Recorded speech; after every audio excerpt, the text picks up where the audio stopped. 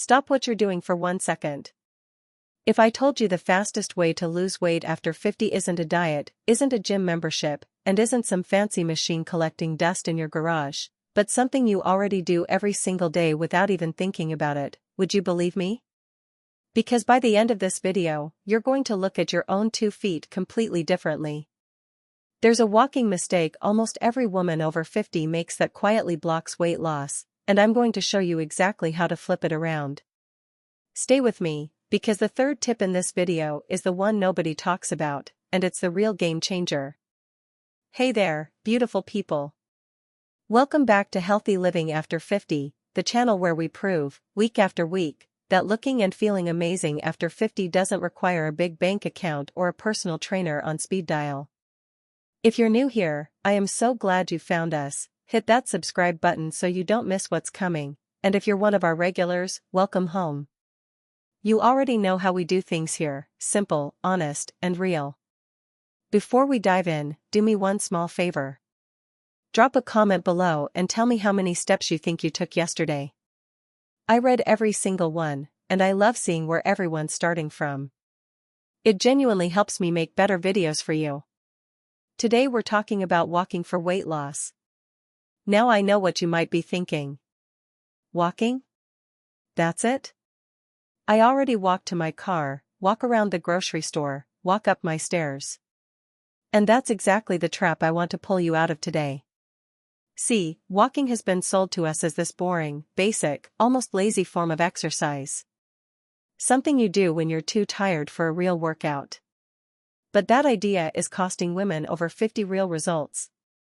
Because walking, done the right way, at the right time, in the right way for your body right now, is one of the most powerful fat-burning, joint-friendly, mood-boosting tools available to us. And it costs absolutely nothing. By the time this video ends, you'll know the exact walking method that works with your changing metabolism instead of against it, the timing trick that can help your body burn more fat without adding a single extra minute to your day, and that one mistake I mentioned earlier that might be the reason your walks haven't been paying off. So grab your water, maybe your walking shoes if you've got them nearby, and let's get into it. Section 1: The truth about why walking works after 50. Let's start with something most people never explain properly. After 50, your body changes in ways that make traditional sweated-out workouts less effective and honestly, more risky for your joints. Hormones shift. Muscle naturally starts to decline if you're not doing anything to protect it. And stress hormones like cortisol become a lot more sensitive to intense exercise than they were in your 20s or 30s. Here's the part nobody tells you. High-intensity workouts can actually spike cortisol so much in some women over 50 that it works against fat loss, especially around the belly. Your body starts holding on to fat because it thinks it's under attack. But walking, especially at a steady, brisk pace, does the opposite.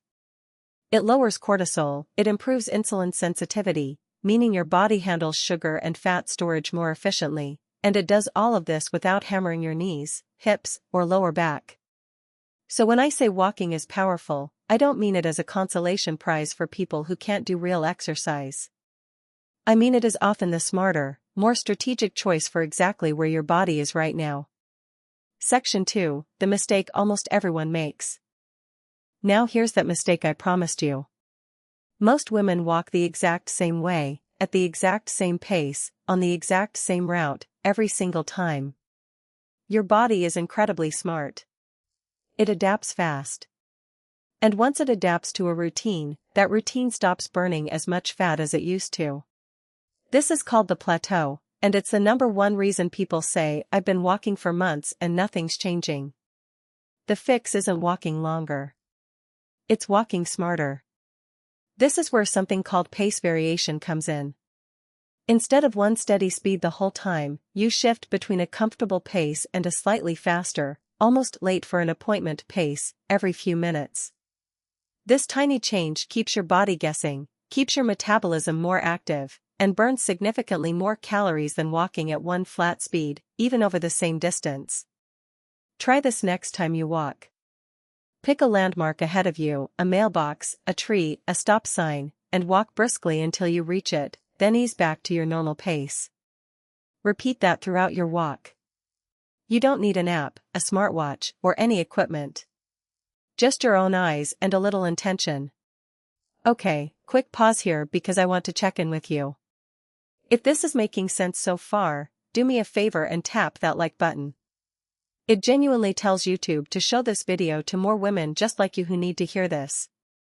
And if you haven't already, subscribe, because next week we're talking about the one pantry staple that's secretly sabotaging your metabolism, and trust me, you probably have it in your kitchen right now.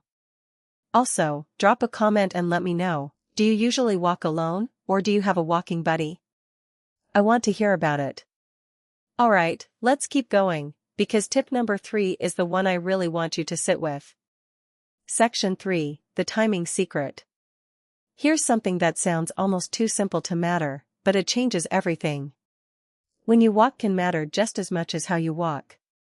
Walking within about 30 minutes after a meal, especially your biggest meal of the day, helps your body use up the sugar from that meal as fuel instead of storing it as fat. This is sometimes called the after-meal walk, and it's quietly one of the most effective, zero-cost tools for managing weight and blood sugar as we get older. You don't need to power walk. Even a slow, relaxed 10 to 15-minute stroll around the block or even around your living room can make a real difference. Think about it this way.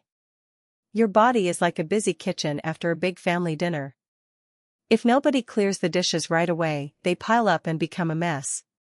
But if someone steps in right after the meal and starts tidying, everything gets handled smoothly. That short walk after eating is you tidying up before the mess piles up. And here's the uncommon part most people never mention. Morning walks, before you've eaten anything, tend to burn more stored fat because your body taps into fat reserves for energy instead of using the food you just ate. So if weight loss is your main goal, a fasted morning walk can be incredibly effective. But if blood sugar balance and energy through the day matter more to you, that after-dinner stroll is your best friend. You can actually use both, depending on what your body needs that day. Section 4, the posture trick nobody talks about. This next one might be my favorite because it's so overlooked. How you carry your body while walking changes how effective that walk actually is. Most of us walk slightly hunched forward, especially if we spend a lot of time sitting, looking at phones, or doing housework that bends us forward all day. That posture shortens your stride, reduces how many muscles you're actually engaging, and lowers the number of calories you burn without you even realizing it. Here's a simple fix. Imagine there's a string attached to the very top of your head, gently pulling you upward toward the sky. Shoulders relaxed, not hunched, chest open, and let your arms swing naturally at your sides instead of staying stiff. This one adjustment engages your core, your back muscles, and even your glutes more than walking hunched over ever could. It's free, it takes zero extra time, and it can transform an ordinary walk into a full body toning session. Section 5, the mindset shift. Now let's talk about something that isn't physical at all, but might be the most important tip in this entire video. The way you think about your walk determines how consistent you'll be with it, and consistency is the real secret to weight loss after 50. Not intensity. Not perfection. Consistency. So many women treat walking as a chore they have to check off, something they're doing only because they have to lose weight. But here's a reframe that changes everything. Instead of thinking I have to walk, try thinking this is my time. Time away from notifications, time to think, time to breathe fresh air, time that belongs completely to you. When your walk becomes something you look forward to instead of something you're forcing yourself through, you'll naturally do it more often, and that consistency is what actually creates real, lasting weight loss. Some of the women in this community listen to a podcast during their walk. Others use the time to call a friend. Some walk in complete silence and treat it like moving meditation. There's no wrong way to make your walk enjoyable, as long as you're finding a way to make it something you want to come back to. So let's recap everything we've covered today, because I want this to actually stick with you. Walking is not the boring backup plan. Done right, it works with your body's changing hormones instead of against them. Pace variation keeps your metabolism from adapting and plateauing. Timing your walks around meals can help manage both fat burning and blood sugar. Standing tall while you walk turns an ordinary stroll into a more effective, full body movement. And shifting how you think about your walk is what keeps you showing up, day after day, which is where the real results live. None of this requires a gym membership, fancy shoes, or expensive equipment. It requires your own 2 feet and a little bit of intention. If this video helped you see walking in a whole new light, do me a favor and give it a thumbs up. It really helps this reach more women who need it.